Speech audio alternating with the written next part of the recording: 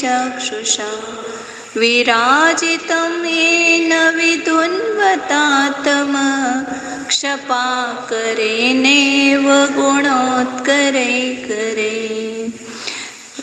11वां तीर्थंकर श्रेयांसनाथ।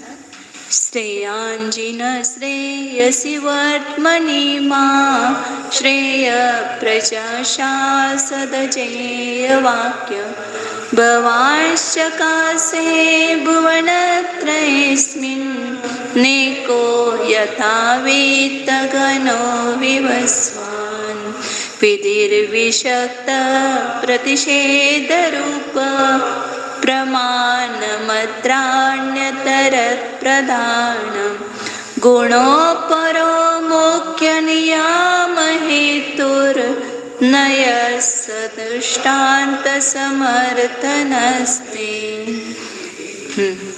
जय बोलो नमस्ते। जय बोलो आचार्य समंतभद्र स्वामी की जय बोलो परम पूज्य जय बोलो चारित्र चक्रवर्ती समाधि सम्राट आचार्य शांति सागर जी महाराज। जय बोलो प्रातः स्मरणीय गुरुदेव समंतभद्र मुनि महाराज की जय बोलो परम पूज्य आचार्य प्रवर 108 सुंदर सागर जी महाराज की जय बोलो परम पूज्य मम दीक्षा गुरु वात्सल सिंधु आचार्य सुयस सागर जी महाराज की जय।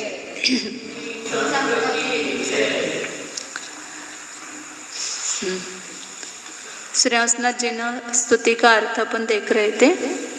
श्रेयांसनाथ भगवान का नाम श्रेयांसनाथ है या श्रेयोजिन है। तो उन्होंने कल्याण के मार्ग में सभी प्रजा को हित का उपदेश दिया, इसलिए उनको श्रेयांसनाथ ऐसा नाम पड़ा है। मतलब वो नाम सार्थक है।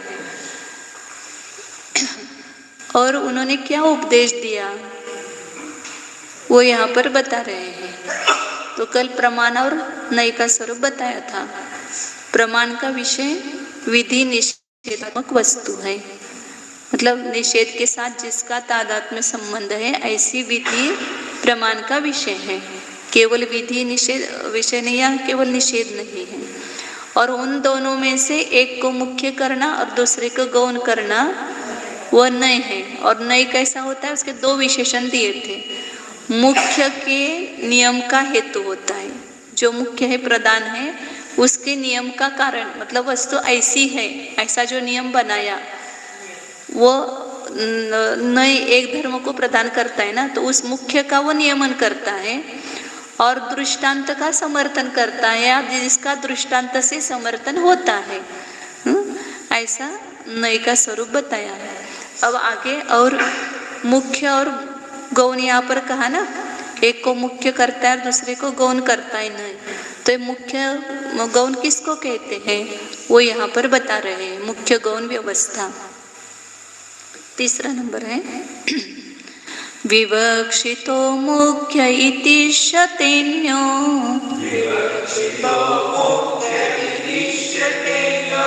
विवक्षितो मुख्य इति शतेन्यो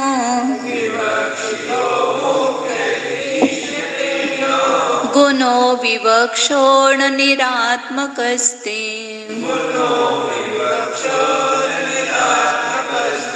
गुणो विवक्षोण निरात्मकस्ते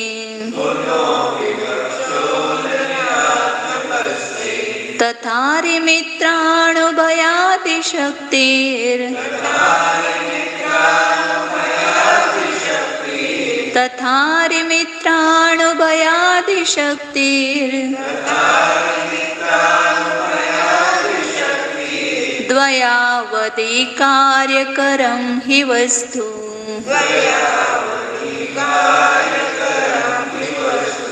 द्वयावधि कार्यकरं हि वस्तु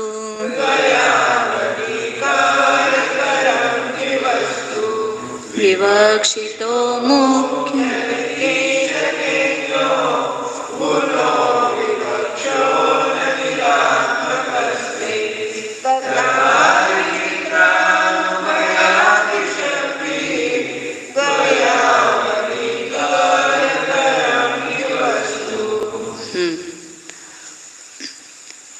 मुख्य मुख्य किसको कहते हैं वो बता रहे कि विवक्षितः मुख्यः इति इष्यते, जिसकी विवक्षा होती है, जिस समय जिसकी विवक्षा होती है, विवक्षित पदार्थ वो क्या होता है, मुख्य होता है।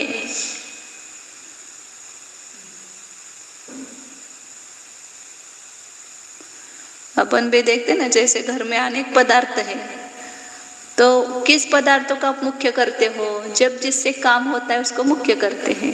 रसोई बना रहे तो उसके लिए दाल भाजी सब्जी घी जेल इसको मुख्य करते हो। फिर नहाने जाते हो तो साबुन पानी उसको मुख्य करते हो। मतलब सब वस्तुएं, लेकिन उस समय एक से काम चलता है तो दूसरे सब वस्तुएं गौण हो जाती है, वो अपने अपने स्थान पर है, उसको आप निकाल नहीं देते हो घर से, लेकिन वह जहाँ तहाँ है, लेकिन उससे आप उसको गौण कर देते हो और उसको मुख्य कर देते हो।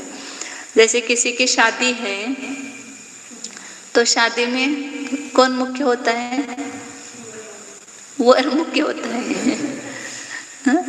इसलिए यहाँ पर कहा कि अविवक्ष और बाकी सब कौन हो जाते हैं, गौण होते हैं।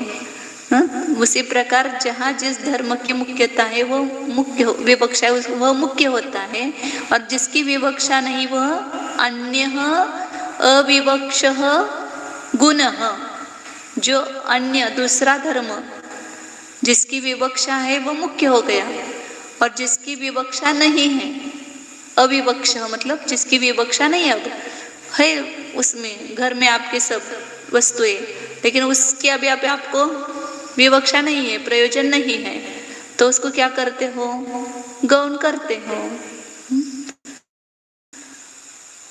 जैसे कोई बैग है, प्रवास जाना है तो मुख्य हो जाती है, और प्रवास से आते तो उसको एक कोने में रख देते हो। जब तक प्रवास नहीं चलेगा तब तक वो क्या हो जाती है, गौण हो जाती है ना, उपेक्षित हो जाती है, मतलब गौण होती है। तो जब जिसकी विवक्षा होती है वह धर्म मुख्य होता है, और जिसकी विवक्षा नहीं होती है वह गौण होता है। उसमें कोई ऐसा ये नहीं है, रूल नहीं कि यही मुख्य और यही गौण हो। जैसे अभी डॉक्टर शीतल शाह है, वो मुख्य की गौण है, मुख्य नहीं उन्हें कहना है।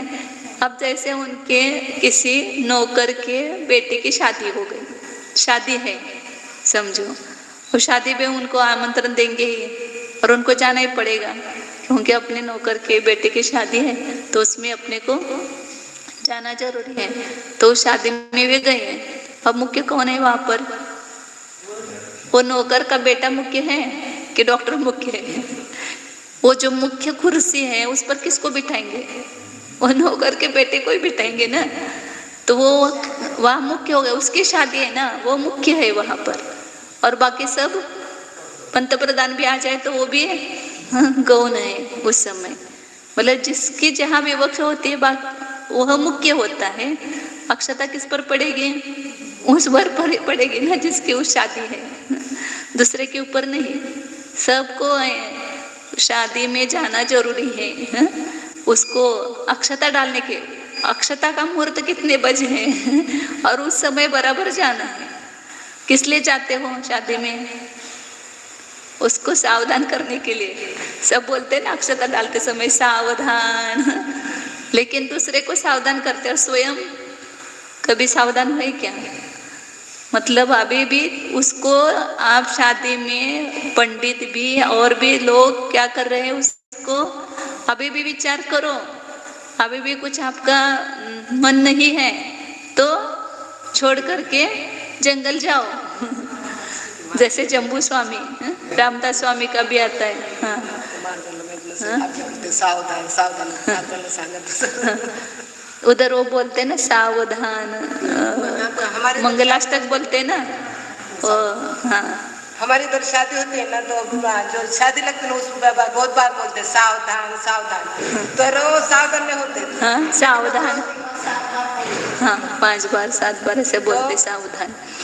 तो रामदास स्वामी ने सुना, उनकी शादी लग रही थी। रामदास स्वामी जो ये इनके कौन थे, हाँ नहीं, रामदास स्वामी मतलब यहाँ पर एक हिंदुओं में बड़े साधु हुए, मतलब ऐसे। तो उनकी शादी लग रही थी, तो ऐसा तो पंडित बोल रहा था सावधान सावधान, वो सावधान हो गया था अपनी शादी से। ये जैसे पंढरपुर है ना, ऐसे वो रामदास का कौन सा गाँव है, इसका तात्पर्य ऐसा होता है, सातारा के पास है। यहाँ जैसे वो इसका मुख्य है तुकाराम वगैरह, ऐसे रामदास हुए। उन्होंने बहुत सारे श्लोक लिखे हैं रामदास, और भून को भी वैसा हो गया। मतलब हाँ, सब श्लोक अच्छे हैं। हाँ, तो कहने का तात्पर्य क्या है? हाँ, क्या बोल रहे? हाँ, मनाचे श्लोक, हमारे मराठी के पाठ में भी उनके श्लोक होते थे, हो ऐसे रामदास के बोलते, मना सज्जन, विसरलं सगळं आता। त्यांनी पण आपल्या ह्याच्यातूनच घेतलं असं म्हणतात बरं का, रामदास स्वामीने पण आपल्या ह्याच्यातूनच ते सगळं घेतलेलं असं म्हणतात। सब जितना भी आया है वो द्वादशांग चिन्हवाणी में से ही आया है, और वो थोड़ा थोड़ा किसी ने अपना अपना जोड़ दिया उसमें, लेकिन वो सब आया है वो द्वादशांग वाणी में से ही आया है। तो कहने का तात्पर्य मतलब वो शादी में सबको सावधान, उसको सावधान करते, लेकिन खुद कभी सावधान नहीं हुए। जम्बू स्वामी ने जिस दिन शादी की उसी दिन छोड़ के चले गए ना, सावधान हो गए, उन्होंने पहले से तय किया था। गजाबे ने भी शादी की उसी क्षण मंगलाक्षता लग गए, और उसी क्षण उन्होंने सब छोड़ दिया। अब यहाँ पर अपना प्रकरण वो चल रहा है कि जिसमें जिसकी मुख्यता होती है, वह प्रधान विवक्षा होती है, वह वहाँ पर मुख्य होता है, और बाकी सब गौण होता है। तो जैसे अभी अपन अनित्य भावना करते हैं, नित्य मुख्य है कि अनित्य मुख्य है? कौन मुख्य है? जिसकी जब विवक्षा वो मुख्य है, नित्य धर्म मुख्य ऐसा नहीं है। जिसकी जहाँ विवक्षा है वो मुख्य है। तो जब अपन ध्यान करते हैं तो नित्य धर्म की मुख्यता लेकर के ध्यान करते हैं। पैसा कमाना है तो ध्रुव धर्म, नित्य धर्म का ये करो, ऐसा कहा है नीतिकार ने। और जब अनित्य भावना करते हैं, वैराग्य, संसार से वैराग्य उत्पन्न करना है, तब नित्यता का चिंतन नहीं करते, वहाँ अनित्यता का चिंतन करते, तो अनित्य धर्म मुख्य हो जाते हैं वहाँ पर। कहते हैं ना सब कुछ अनित्य है, तो वहाँ पर अनित्य धर्म पर्याय की अनित्यता को देख करके आप चेत जाओ, पर्याय में मस्त मत हो, ये वहाँ पर बताना है। तो जहाँ जिस धर्म की विवक्षा होती है वह वहाँ पर मुख्य होता है, और बाकी सब क्या होते हैं? गौण है। मतलब है लेकिन गौण है। और जब जिसकी विवक्षा नहीं वो गौण है। न निरात्मकस्ते, ते मतलब आपके मत में, सब जगह ते आता है ना इसमें, तब आपके मत में इसके लिए आता है। आपके मत में जो विवक्षित होता है वो मुख्य होता है, और अन्य अविवक्षित जो है वो गौण होता है। गुणकार तो सब जगह गौण लेना यहाँ पर। न निरात्मक, कितना महत्वपूर्ण शब्द रखा है वहां पर। निरात्मक नहीं है, दूसरा जो विवक्षित नहीं है उसका निराकरण नहीं कर दिया है, हटाया नहीं है उसको। जब नित्य धर्म कह रहे हो तब अनित्य धर्म भी उस वस्तु में है, लेकिन अभी उसके दृष्टि के ओझल है, मतलब अभी उसकी दृष्टि में नहीं है, लेकिन वहां पर उसका अस्तित्व है। जैसे जिसका सत्कार समारंभ कर रहे हो, उसकी तो वहां विवक्षा, इसलिए वो मुख्य हो गया, और बाकी के सब लोग आए हुए हैं, या दूसरा उससे भी बढ़िया है, समझो जिसका अपन सत्कार कर रहे हैं उससे भी दूसरा कोई बढ़िया है, फिर भी उस समय वो क्या हो जाता है? गौण। लेकिन उसका निराकरण करते हो कि हम तुम्हारा सत्कार में तुम यहाँ से चले जाओ, उसको रहते हुए भी वहां मुख्य दृष्टि में नहीं रखा है उसको। तो जिसकी जब विवक्षा है वो मुख्य होता है, दूसरे गौण होते हैं, लेकिन गौण जो है उनका वहां से निराकरण नहीं किया है, उसको हटाया नहीं है। वो कहने कि जैसे एक आंख से देखो, तो एक आंख से देख रहे हैं तो दूसरी आंख को बंद किया है, क्या फोड़ दिया उसको? दूसरे आंख को फोड़ नहीं दिया है, उसको बंद किया है। ऐसे एक वस्तु में अनंत धर्म है, तो अनंत धर्म देखने की अनंत दृष्टियां हैं, तो उसमें से एक धर्म को जब मुख्य करते हैं तब दूसरे धर्म सब है उसमें। दूसरे लोग क्या करते हैं? एकांतवादी लोग एक ही धर्म को मुख्य करके उसी का ही पूरे वस्तु रूप से वर्णन करते हैं और सभी बाकी के गुणों धर्मों को निकाल ही देते, उसमें से निराकरण ही कर देते, इसलिए वो मिथ्या हो जाता है। लेकिन जब हम एक धर्म को मुख्य करके दूसरे धर्म को गौण करते हैं तो वहां पर स्यादवादी है, अनेकांतवादी है। तो इसलिए आपके मत में तो दूसरे धर्मों का निराकरण नहीं किया, वो स्याद शब्द उसको बता रहा है। तो गर्भित है। कथनचित ऐसा है, जब कहो मैं एक अपेक्षा से बोल रहा हूँ मतलब दूसरी अपेक्षा है वहां पर, उसका निराकरण नहीं है। उसके लिए और दृष्टांत दे रहा है आचार्य, तथारि मित्राण भयादि शक्ति ही। मुख्य और गौण, तथा मतलब मुख्य गौण व्यवस्था होने से उस प्रकार से पदार्थ क्या हो जाता है, अरे मित्र अनुभयादि शक्ति उसमें होती है। जैसे भारत ने आपको पूछा आप मित्र हो कि शत्रु हो, कौन हो? कोई नहीं है ना? कोई आप सुषमा भाभी की मैत्री है कि नहीं है ना? और अभी किसी का झगड़ा हो गया होगा आपका, तो उसकी शत्रु है कि नहीं है? कोई ना कोई शत्रु रहते अपने, भले अपन नहीं करे तो भी वो अपने को शत्रु बनाते हैं, क्योंकि उनके स्वार्थ की पूर्ति नहीं होती है तो अपने को शत्रु बना देते हैं। पहले अपने भाव मन में शत्रु भाव नहीं है किसी के प्रति, फिर भी हम शत्रु हैं। तो जिनका हम उपकार करते हैं उनके हम कौन बन जाते हैं? मित्र। जिनका उपकार नहीं करते, उनके स्वार्थ की सिद्धि नहीं होती, तो उनके कौन बन जाते हैं? शत्रु। तो दोनों शक्ति आप में है, मित्र भी बनने की शक्ति और शत्रु भी बनने की शक्ति। और मित्र शत्रु दोनों भी, एक के दोनों भी हो आप, किसी के मित्र हो किसी के शत्रु हो और किसी के मित्र और शत्रु दोनों हो उसकी कोई एक स्वार्थ की आप पूर्ति करते हो तो वो मित्र बन जाता है, और कभी उसके एक स्वार्थ की आप पूर्ति मत करो तो वो क्या बन जाता है? शत्रु है। तो थोड़ा बहुत एहसान मानते हुए भी नहीं, ये बात मेरी उसने नहीं की, ये बात तो ठीक थी लेकिन ये बात उसने ठीक नहीं की, तो एक क्या हो? मित्र भी हो शत्रु भी हो, तो उभय धर्म है ये बताना। और किसी के बाकी जो कोई जनता है रास्ते पर जा रहे आ रहे हैं, उनसे कोई आपका मतलब ही नहीं है, उनके कौन हो आप? ना शत्रु हो ना मित्र हो, तो क्या है? अनुभय कितना अच्छा आचार्य ने मतलब दृष्टांत दे करके समझाए कि एक ही व्यक्ति मित्र भी है, शत्रु भी है, मित्र शत्रु भी है और अनुभवी भी है। आप देखो आपके जीवन में है कि नहीं ऐसा? आपके संबंध जितने भी आए हैं, अभी कोई शत्रु नहीं हो तो पूर्व जन्म का भी शत्रु रहता है कोई तो इस प्रति तो इस प्रकार। और आगे लास्ट का सिद्धांत बहुत महत्वपूर्ण बताया, वस्तु द्वयावधि वस्तु कार्यकरम। द्वयावधि जिसकी दो अवधि मतलब दो सीमाएं हैं, दो छोर है, जिसके दो मर्यादाएं हैं, ऐसी वस्तु कार्यकरम कार्यकारी है। भाव अभाव दो अवधि हो गए ना, नित्य अनित्य, एक अनेक, तत् तत्, सत असत, ये दो अवधि हो गई उसकी वस्तु की दो मर्यादा। कितने अच्छे शब्द का प्रयोग किया, द्वयावधि ही वस्तु। अवधि अवधि मतलब मर्यादा, जिसकी दो मर्यादाएं हैं या दो बाजू है, दो पक्ष है, ऐसी जो वस्तु है वह कार्यकारी है। उसी वस्तु में क्रिया होती है। केवल एक ही बाजू को लिया तो उस वस्तु में क्रिया ही नहीं हो सकती है। केवल नित्य किया तो नित्य में क्रिया कैसे होगी? केवल अनित्य ही बाजू लिया आपने तो अनित्य तो बदलता ही रहता है, किस में क्रिया होगी? क्रिया किसी आधार से होगी ना। तो वस्तु को नित्य मानते हैं तो भी क्रिया नहीं हो सकती है, वो क्रियाकारी नहीं हो सकती है, कार्यकारी नहीं है। और केवल अनित्य मानेंगे तो भी कार्यकारी नहीं है।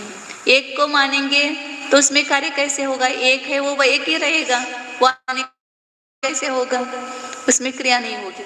अनेक ही मानेंगे तो अनेकता में कौन उसमें व्यापक होकर के काम कर रहा है? एक ही नहीं रहा तो तो इस प्रकार एक ही पक्ष को यदि मानते हैं तो वस्तु कार्यकारी नहीं होती है, उपयोगी नहीं होती, वो वस्तु ही। चार हम दो तो होने चाहिए ना, उसको दो बाजू में दो। हाँ? जो ट्रेन चलती है दो पटरी पर चलती है ना, कि एक पटरी पर चलती है, तो वस्तु भी ऐसी दो पटरी पर चलती है। हाँ? उसका वो पक्षी है, आकाश में उड़ता है, एक पंख से उड़ता है कि दो पंख से उड़ता है? हाँ? तो दो पंख चाहिए ना उसके लिए। ऐसे वस्तु में भी दो पंख है, एक के तोड़ोगे तो वो वस्तु काम नहीं कर सकती है।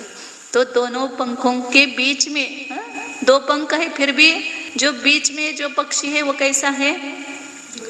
मध्यस्थ है, नयातीत। दो नयों से दुनिया चलती है। दुनिया शब्द भी क्या बताती है? दुनिया मतलब दो नय है, एक नय से दुनिया नहीं चलती है। आप व्यवहार में भी देखो, सब कार्य आपके दो धर्मों से ही चल रहे हैं, एक धर्म से नहीं चल रहे हैं सभी कार्य। आपने किसी वस्तु, किसी जीव को पैसे दिए और आप केवल अनित्य मानते हो। अब दूसरे दिन उसके पास पैसे लेने गए तो आप वो ही नहीं रहे, क्योंकि अनित्य मान रहे हो, बदल हुआ मान रहे ना। बौद्धों के पास ऐसे वो किसी ने मतलब वो अनित्य ही मानते हैं ना, क्षणिकवादी मानते हैं। तो उनको पूछा कि किसी ने पैसे रखे आपके पास, वो कल मांगने आएगा, या आपके पास, आपने किसी के पास पैसे रखे, आप मांगने जाओगे तो कल का तो मैं हूँ नहीं, किसके पास पैसे रखे थे? तो व्यवहार ही नहीं हो सकेगा, स्मरण भी नहीं उत्पन्न होगा, स्मृति नहीं होगी, नित्य नहीं मानेंगे तो धृत्य भी ज्ञान नहीं होगा। इसलिए सब व्यवहार में आपत्ति आती है। तो वहाँ व्यवहार में भी आपको दो धर्म स्वीकार करने पड़ते हैं, क्योंकि वहां पर भी वस्तु के आधार से तो कार्य चल रहा है। तो इसलिए क्या कहा? द्वयावधि वस्तु कार्यक्रम, जिसकी दो अवधि है, दो मर्यादा है, दो बाजू है, वही वस्तु कार्यकारी होती है। एक मानो तो कार्य नहीं चलता है। छोटे बच्चे की भी गाड़ी साइकिल आती है तो उसके भी दो चाक होते हैं, एक चाक से नहीं चलती है। आगे अब यहाँ पर पहले बताया था ना कि दृष्टांत समर्थन आपने बताया नहीं को, वो ठीक नहीं है, करता है शंका कर, वो अयुक्त है, क्योंकि दृष्टांत से तो कोई प्रयोजन नहीं है। इसलिए दृष्टांत से कैसे कार्य नय का समर्थन होता है? तो ऐसा आशंका करने पर आचार्य उत्तर दे रहे हैं, मतलब दृष्टांत की उपयोगिता सिद्ध करते हैं। दृष्टांत सिद्धा उभयोर्विवादे,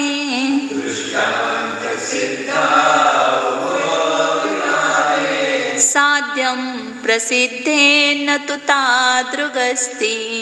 साध्यं प्रसिद्धेन न तु तादृगस्ति।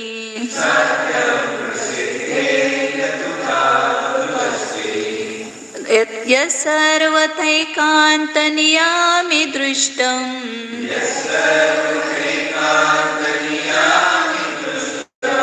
त्वदीय यत्सर्वथैकान्तनियामि दृष्टम्,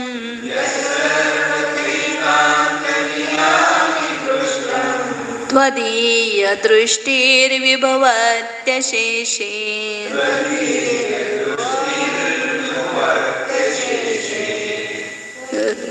त्वदीय दृष्टिर्विभवत्यशेषे।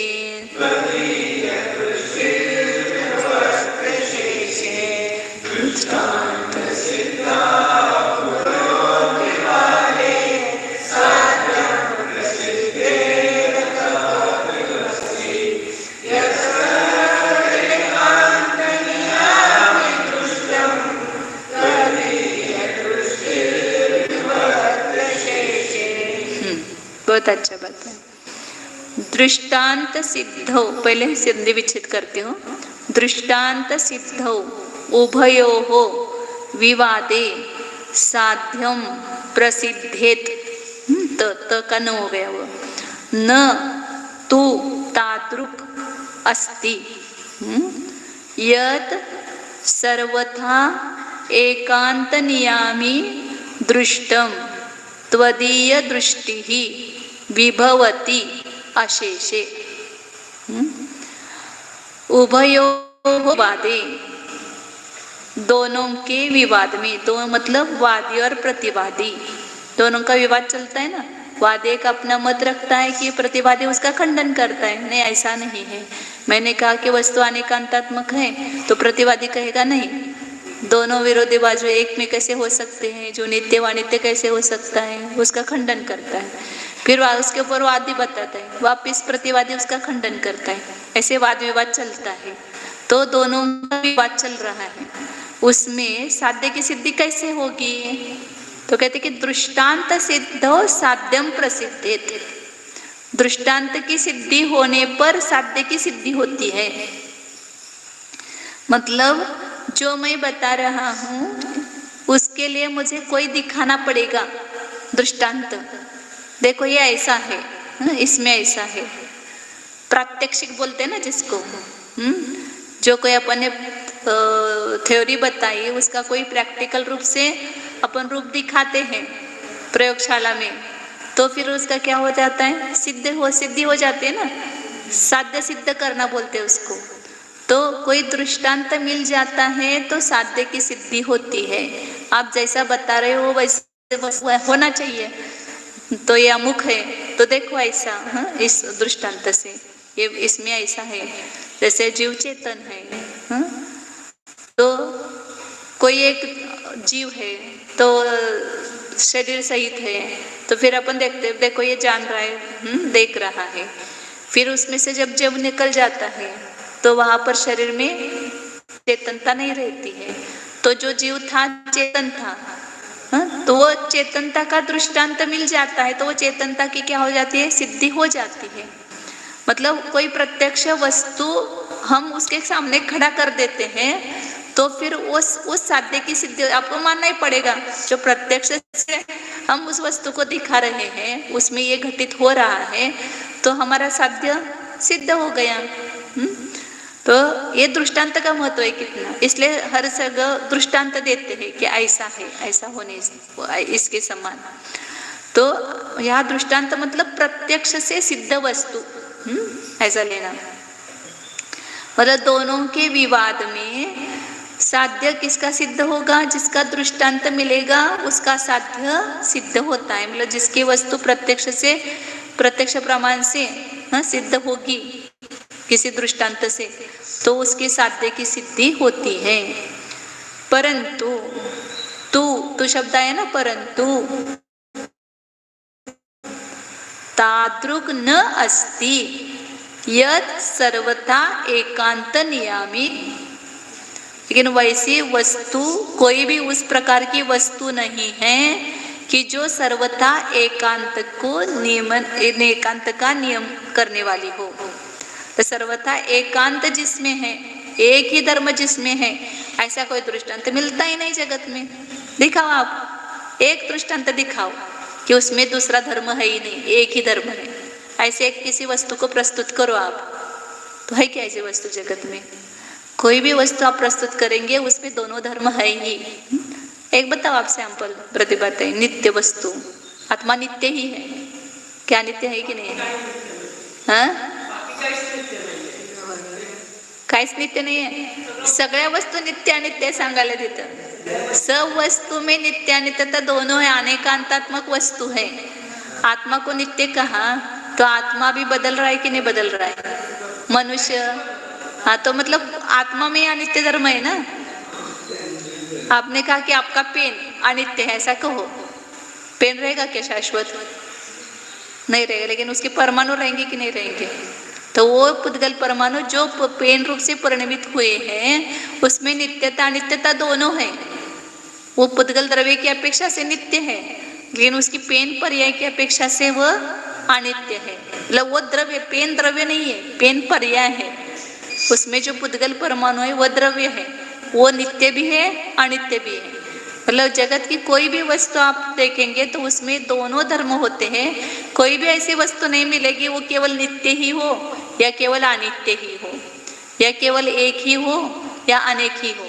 तो सर्वथा एकांत का नियम करने वाली ऐसी कोई वस्तु दृष्टांत रूप से मिलती नहीं है। इसलिए फिर कैसे सिद्ध होगा आपका साध्य?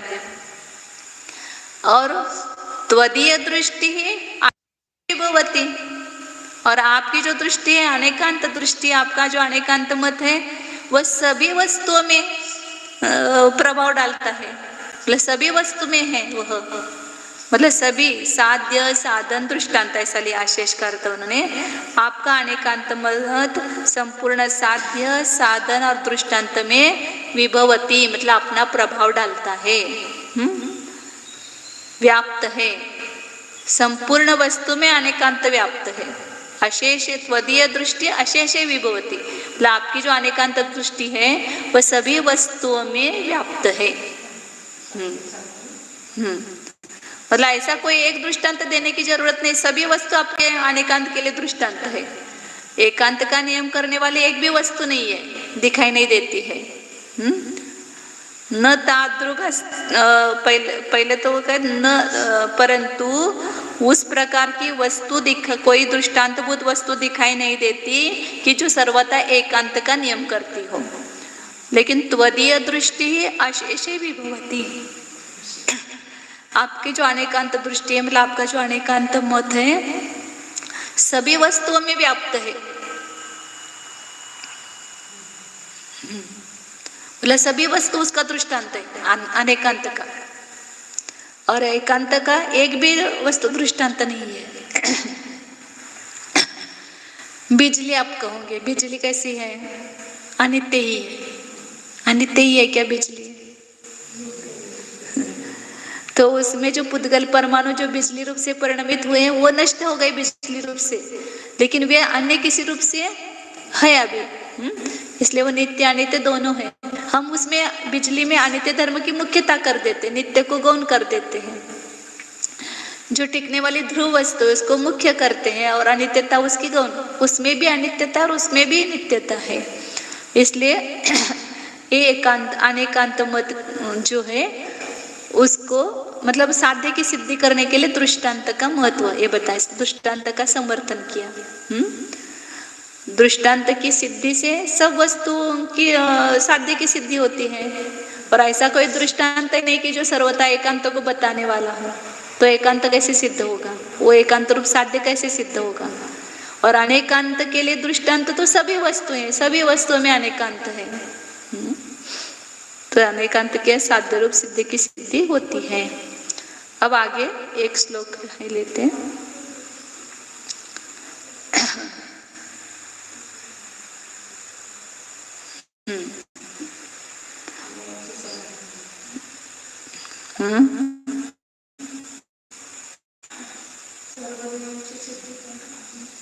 कशाचे?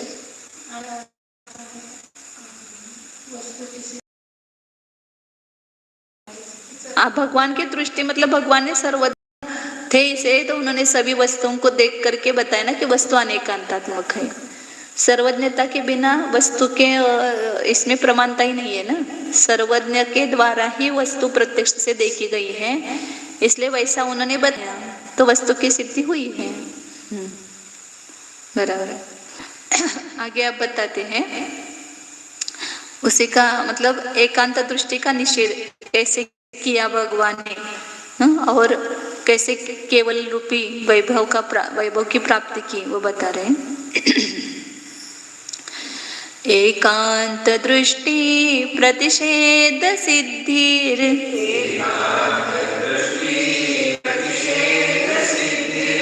न्यायेश एक पद दोनदा विसरते। एकांत दृष्टि प्रतिषेध सिद्धिर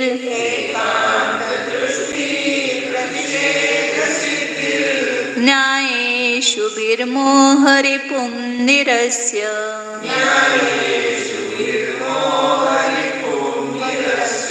न्यायेषु विर्मोहरिपुं निरस्य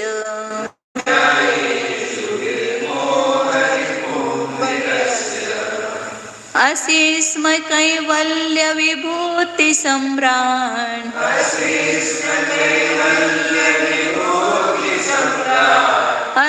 स्म कैवल्य विभूति सम्राट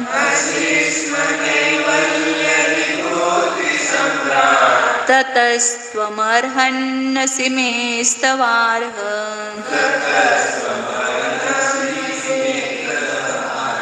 ततस्त्वमर्हन्नसि मे स्तवार्ह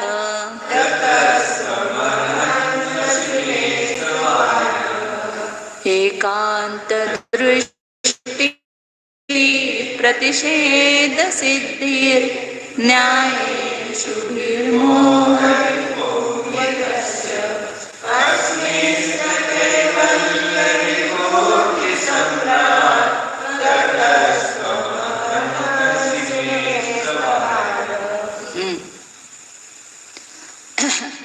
इसमें भगवान की दो प्रकार की संपदा बता रहे, एक परार्थ संपदा और एक स्वार्थ संपदा।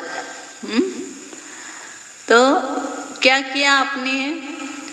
एकांत दृष्टि प्रतिषेध सिद्धि ही न्यायेषु भी। कितना बढ़िया शब्द का प्रयोग किया है।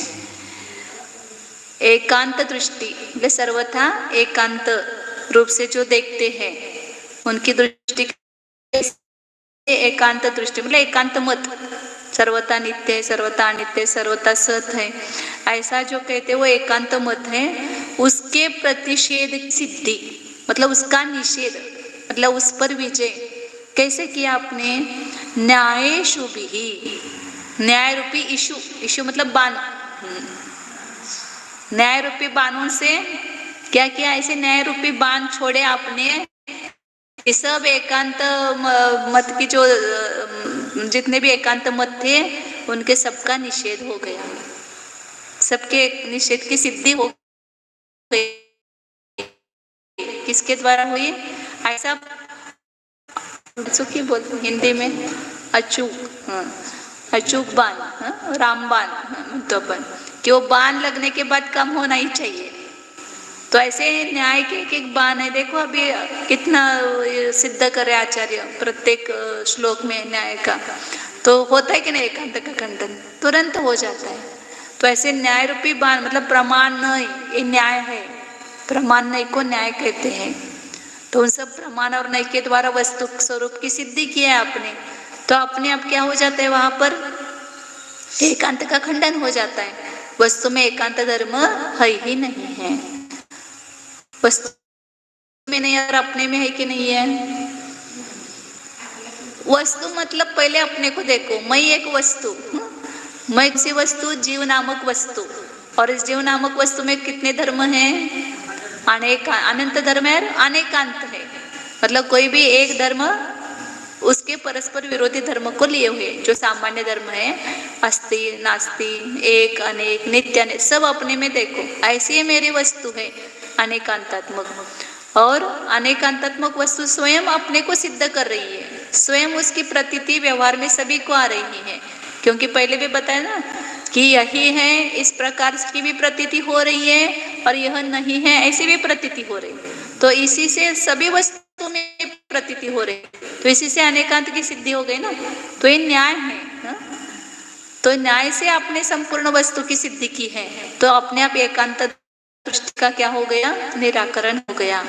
तो आपने न्याय रूपी बाणों के द्वारा, प्रमाण नई निक्षेप आदिकों के द्वारा एकांत दृष्टि के प्रतिषेध की सिद्धि की है।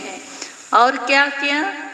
ये आपकी परार्थ संपदा, दूसरों पर विजय प्राप्त करना, दूसरों के राज्य पर विजय प्राप्त करके वो संपत्ति प्राप्त करना, वो परार्थ संपत्ति है। तो ये एकांत दृष्टि है दूसरे है, और उन पर आपने विजय प्राप्त की, तो ये परार्थ संपदा हो गई।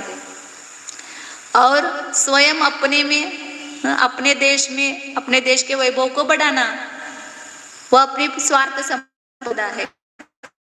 तो ये अपना देश कौन सा है? ये जीव द्रव्य। इसको आपने कैसे बना दिया? मोहम रिपुम निरस्य कैवल्य विभूति सम्राट असीस्म। कितना अच्छा शब्द किया है। आप कैसे हो गए? एक तो न्याय रूपी बाणों से एकांत दृष्टि की पर विजय प्राप्त किया, मतलब उसके प्रतिषेध की सिद्धि की, तो परार्थ संपत्ति आपको प्राप्त हो गई। और आपने जो अंदर में बैठा हुआ जो मोह रूपी शत्रु है, वो बाहर के एकांत दृष्टि अपने शत्रु नहीं है, वास्तव में जो अंतरंग में बैठा हुआ, ये कौन एकांत को करने वाला कौन है? ये मोह है। तो तो ये जो मोह रूपी शत्रु है, इस मोह रूपी शत्रु का क्या किया आपने? निरस्य, उसको पूर्णतः उसका नाश किया। निरस्य मतलब कुछ शेष नहीं रखा, उसको पूर्ण रूप से उसका नाश करके, खंडन करके कैवल्य विभूति सम्राट आसिस्म। ये मोह में सब लेना, ज्ञानावरण दर्शनावरण सब आ गए उसमें। बस एक मोह, और जिस मोह जिसका राजा है, संपूर्ण कर्म की सेना का राजा कौन है? मोह है। और उसका पराजय हुआ कि सब कर्मों का अपने आप नाश हो जाता है। तो इसलिए मोह को मुख्यता ली है यहाँ पर। मोह मुख्य, बाकी सब गौण रूप से है, समझना एक ही नहीं। मोह का न खाली नाश नहीं होता है, मोह के साथ में ज्ञानावरण दर्शनावरण वेदनीय आयु नाम सबका नाश होता है। पहले आर्यंत अवस्था में 4 घाती कर्म का नाश होता है, तो मोह में सभी 4 घाती कर्म ले लो। तो उस 4 घाती कर्म का नाश करके आपने क्या प्राप्त किया? कैवल्य विभूति सम्राट। आप कैवल्य, केवल ज्ञान की विभूति के सम्राट हो गए, चक्रवर्ती हो गए। सबसे इस दुनिया की बड़ी संपदा क्या है? सबसे बड़ी संपदा तो केवल ज्ञान है। केवल ज्ञान से बड़ा कोई नहीं है। इसलिए जब हम संख्या देखते हैं ना, वो सब संख्या, संख्यात असंख्यात अनंत, सबसे लास्ट की संख्या कौन सी है? केवल ज्ञान के अविभाव प्रतिच्छेद। उससे ज्यादा कोई संख्या है ही नहीं है। उससे ज्यादा संख्या होगी तो फिर केवल ज्ञान में नहीं आएगी वो। केवल ज्ञान से अधिक संख्या होगी तो इसलिए केवल्य ये विभूति है। वो वैभव कहाँ से मिलेगा? अपने को है अपने पास, लेकिन मोह का कब्जा है उसके ऊपर। तो उस मोह रूपी शत्रु को क्या करना पड़ेगा? पराजित करना पड़ेगा। तभी आपका जो केवल ज्ञान रूपी वैभव है वो प्राप्त होगा। आपको दिखा, अब ज्ञानी को अपना वैभव दिखाई दे रहा है, लेकिन उसके ऊपर कब्जा किए हुए शत्रु भी दिखाई दे रहे हैं। तो उसके साथ युद्ध करने के लिए बस मोक्ष मार्ग में अग्रसर होते हैं। रिपुचार मेरे मग में, जंजीर डाले पग में, ठाड़े है मोक्ष मग में, तकरार मोस ठाणी। ज्ञानी लोग लड़ाई कर रहे हैं, बिस्तर पर लेटे हुए भी उनकी लड़ाई चलती है। सल्लेखना मतलब क्या है? समाधि मरण मतलब एक प्रकार से लड़ाई है वो, कि कर्म के उदय आते हैं और उसके सामने अपने बल को बढ़ा करके, अपने आत्मा की शक्ति बढ़ा करके उसका पराजय करते हैं। तो कितने आना है, लेकिन तुमसे भी बड़ी शक्ति मुझ में है, मैं तुमसे नहीं हारूंगा। और हम हर समय क्या होते हैं? कर्म से हार मानते हैं। थोड़े कर्म ने कुछ तकलीफ दी, तुरंत हम दुखी हुए, शोक करने लगे, तो क्या हो गया? हमारी शक्ति निर्बल हो गया और वो बलवान हो गया ना, क्योंकि उसके अधीन होकर के हम दुखी हुए। तो उस कर्म को क्या कहना है? तुम्हें कितना आना है आने दो। मेरे पास ऐसे प्रबल प्रबल शस्त्र है, क्षमा, मार्दव, आर्जव, कितने शस्त्र है आत्मा के पास। ये 10 रक्षण रूपी शस्त्र कितने हैं? तो इन सब शस्त्रास्त्रों का प्रयोग करके उस कर्म रूपी शत्रु का हमें नाश करना है। तो आचार्य भगवान ने वही किया है। इसलिए आचार्य कहते हैं, ततः तो हे अरहन त्वम में स्तवार असी। आपने ऐसे, मेरा जो शत्रु है ना, वो भी उस शत्रु को आपने घात किया है, नाश किया है। और आपने कैवल्य रूपी विभूति के सम्राट आप हो गए, चक्रवर्ती हो गए। इसलिए मैं आपकी स्तुति करता हूँ, क्योंकि मेरा भी तो वही शत्रु है, मुझे भी वो शत्रु का नाश करना है। जो अपना शत्रु दूसरे का शत्रु और वो शत्रु का नाश वो दूसरा करे तो अपने को कितनी खुशी, अच्छा हो गया, उसने उसका घात किया। तो ऐसा लगता है। इसलिए भगवान की स्तुति क्यों कर रहे हैं कि आपने मोह रूपी शत्रु का नाश करके ऐसे केवल ज्ञान रूपी विभूति आपने प्राप्त की है, उसके आप स्वामी हो गए। इसलिए आप मेरे स्तुति के योग्य हुए हो। स्तवार अर मतलब योग्य होना, स्तवार मतलब स्तुति के योग्य होना। असी हे ततः त्वम अर्हन, अर्हन मतलब संबोधन करना, हे अर्हन, त्वम मतलब तू, मैं मतलब मेरे, स्तुति के योग्य हुए हो। मैं तो आपकी स्तुति क्यों कर रहा हूँ? ये आपने स्वार्थ संपदा प्राप्त की है। जो संपदा मुझे प्राप्त करना है, जिस शत्रु का मुझे नाश करना है, उस शत्रु का आपने नाश किया, और जो विभूति मुझे प्राप्त करनी थी वो आपने प्राप्त की है। इसलिए मेरी आपकी स्तुति मेरी सहजता से होती है। व्यवहार में भी देखते हो ना, जो अपना शत्रु उसका शत्रु उस शत्रु का कोई घात करे तो आपको खुशी होती है कि नहीं होती है? अच्छा हो गया उसने उसका ये किया, हाँ बहुत ये कर रहा था हाँ उसने उसका अपने परस्पर घात होता है तो खुशी होती है। तो इसी प्रकार भगवान ने उन शत्रुओं का नाश किया, इसलिए हमें खुशी होती है और उनकी हम स्तुति करते हैं। इस प्रकार हाँ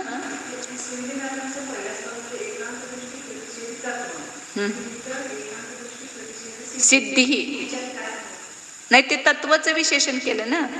सुविधानाथ में वो तत्व का विशेषण किया कि जो आपने बताया हुआ तत्व है वो एकांत दृष्टि का निषेध करने वाला है, और यहाँ पर आपने सिद्धि की, एकांत मत के निषेध की सिद्धि की, मतलब आपने एकांत मत का निषेध किया, वो तत्व का विशेषण दिया है।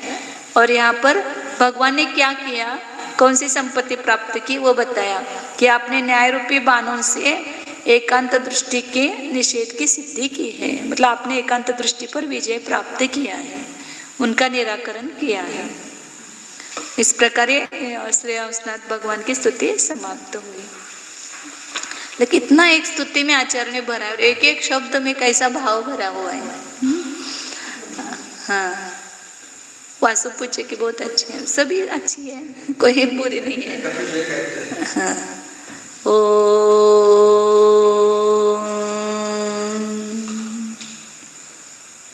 जानिए,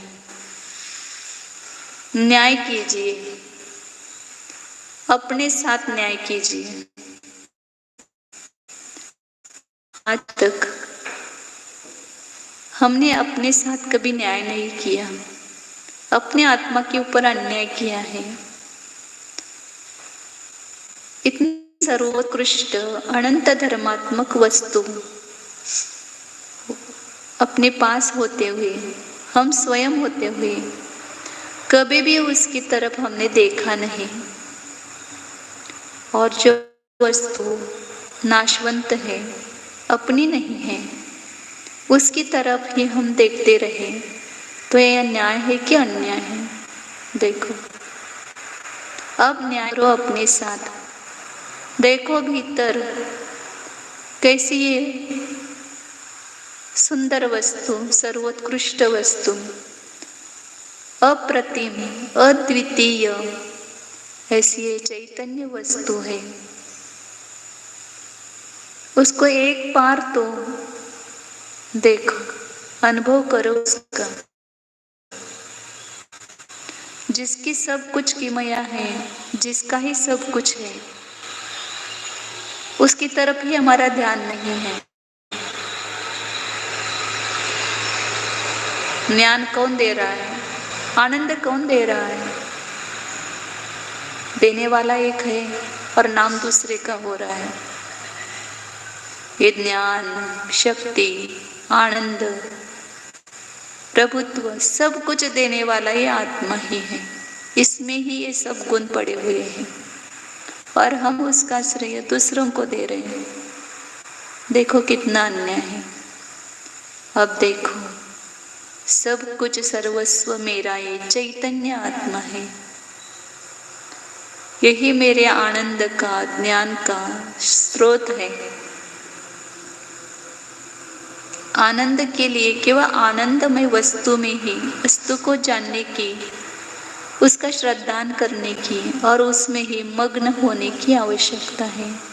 तो एक बार इस आनंदमय वस्तु में डूब जाओ, देखो भीतर यह आनंद का स्रोत बह रहा है, आनंद ही आनंद भरा हुआ है। उस आनंद के डोह में मग्न हो जाओ। हाँ हाँ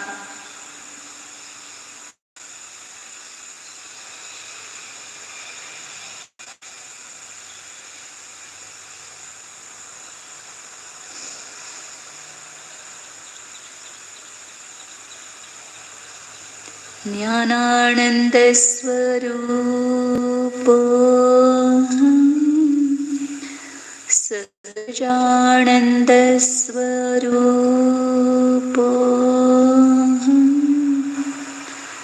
परमानंद स्वरूप आनंद कंद स्वरूप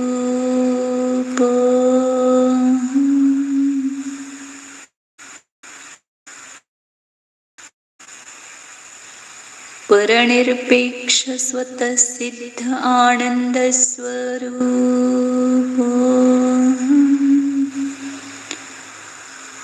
शुद्ध एको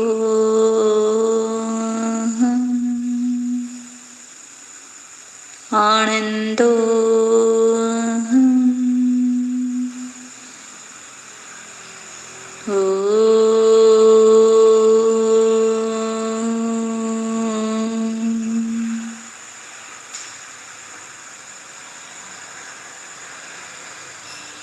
विसर्जन।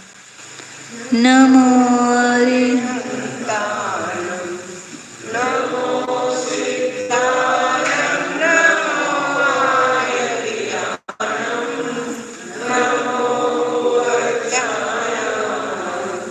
नमो